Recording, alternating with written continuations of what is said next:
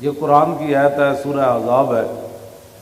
ان اللہ و ملائکتہ یصلون علی النبی یا ایھا الذین آمنوا صلوا علیہ وسلموا تسلیما ان الذین یؤذون اللہ۔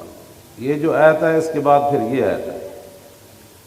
درود و سلام کی آیت سن کر لوگ خوش ہوتے ہیں، تو اس آیت کے ترجمے پر لوگ کیوں پریشان ہوتے ہیں؟ یہ تو دونوں ملی ہوئی آیتیں ہیں۔ ان اللہ و ملائکتہ یصلون علی النبی یا ایھا الذین، اس پر سبحان اللہ کیوں نہیں آتی؟ وہ تو کہتے ہیں، وہ تو کی کہتے ہیں حق نبی، تو اتنے کیوں نہیں کہتے بے شک؟ اس لیے کہ اقبال کہتا ہے بدل دیا رخ مشرق کو تو نے اے مغرب، تیری ہوا سے بچائے خدا زمانے کو۔ اس لیے کہ وہاں سے دن رات تربیت یہ ہو رہی ہے کہ بہتر ہے کہ ان شعروں کو سکھا دے رمے آؤ، بہتر ہے کہ ان شعروں کو سکھا دے رمے آہو، اور باقی نہ رہے شعر کی شعری کا فسانہ، اور کرتے ہیں غلاموں کو غلامی پہ رضامند، اور تعویل مسائل کو بناتے ہیں بہانہ۔ یہ امام تقی الدین سبکی ہیں جنہوں نے، میں صرف اس کے اندر جو آپ نے بات شروع کی ہے نا وہاں سے میں آپ کے سامنے، یہ پوری کتاب ہے اور اس کے تقریباً عربی میں ہے، اس کے تقریباً 750 کے قریب صفحات ہیں۔ اس کے اندر آپ نے جو ایک بات کی ہے نا، میں نے صرف اس لیے منگائی ہے کہ ساتھ بھی لایا ہوں، وہ آپ کو سمجھ آ جائے تو پھر میرے لیے بھی کامیابی اور آپ کے لیے بھی۔ آپ فرماتے ہیں مجھ سے ایک فتویٰ پوچھا گیا گستاخ رسول کے بارے میں، ایک عیسائی نے حضور کے خلاف بات کی، تو فرمایا کہ میں نے پھر فتویٰ لکھا کہ اس نصرانی کو قتل کر دیا جائے، عیسائی کو، جس طرح کعب بن اشرف کو حضور نے قتل کروایا، اور اسی میں حضور کی عزت ہے اور اسی میں حضور کے دل کا سکون ہے۔ انہوں نے لکھا کہ من ولوغ ھذا الکلب، اس کتے کے بھونکنے سے جو رسول اللہ کو تکلیف ہوئی ہے، اس کتے کا علاج یہ ہے کہ اس کو قتل کر دیا جائے۔ عیسائی نے حضور کے خلاف بات کی۔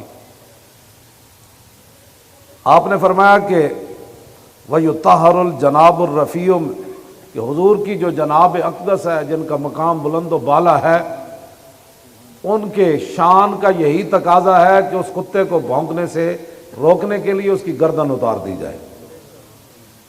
آگے پھر آپ نے بات کرتے کرتے آگے جو بات کی ہے نا وہ بڑی عجیب کی ہے۔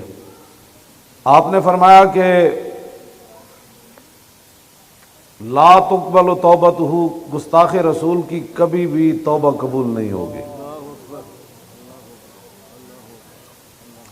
آگے فرمایا وَحُقَّ علیہ وعلی غیری من آل العلم القیام فی ذالک وتبیین الحق فیہ فإن فیہ نصرۃ للنبی صلی اللہ علیہ وسلم۔ فرمایا میرے تے بھی اتنا ہی حق ہے جتنا باقی مولویوں تے حق ہے کہ وہ حضور کی عزت آبرو کے لیے کھڑے ہو جائیں اور حق لوگوں کے سامنے بیان کرے۔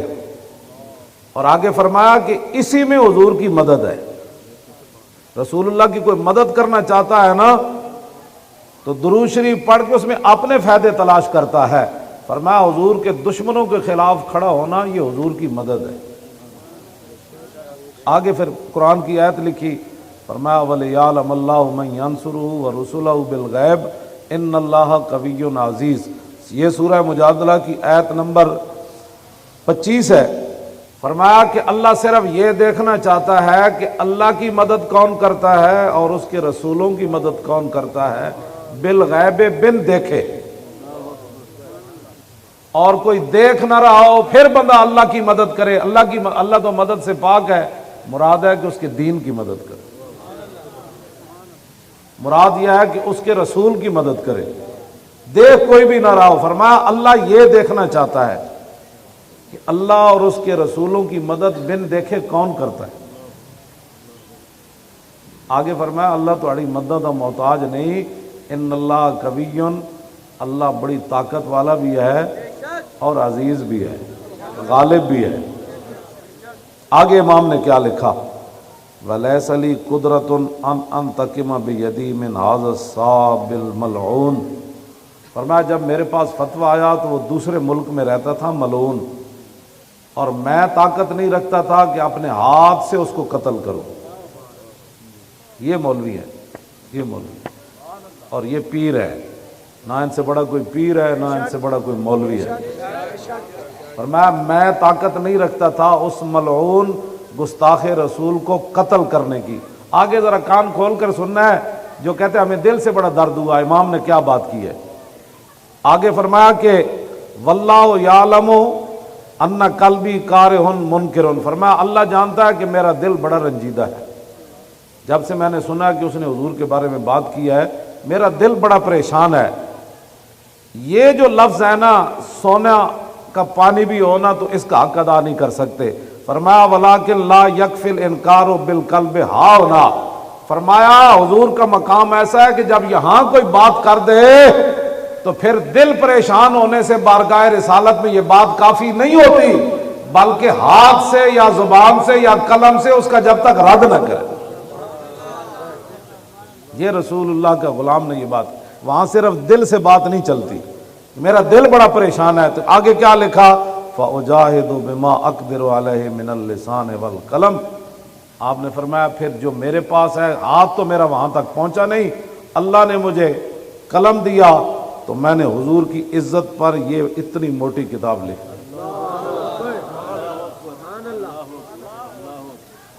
اور آگے کیا کہا، اگلی بات بھی سنیں۔ یہاں تو ایک تقریر کر کے ایک نعت پڑھ کے تو ایک لوگ دیگ پکا کے وہ سمجھتے ہیں نا ہم نے حضور کا حق ادا کر دیا۔ فرمایا وَأَسْأَلُ اللَّهَ، میں اللہ سے یہ سوال کرتا ہوں، عدم المؤاخذۃ بما تقصر یدی عنہ، یا اللہ جو میرا ہاتھ اپنے نبی کے لیے نہیں نہ اٹھا، قیامت والے دن یہ میرا گناہ تو نے معاف کر دینا ہے۔ یہ عجیب بات۔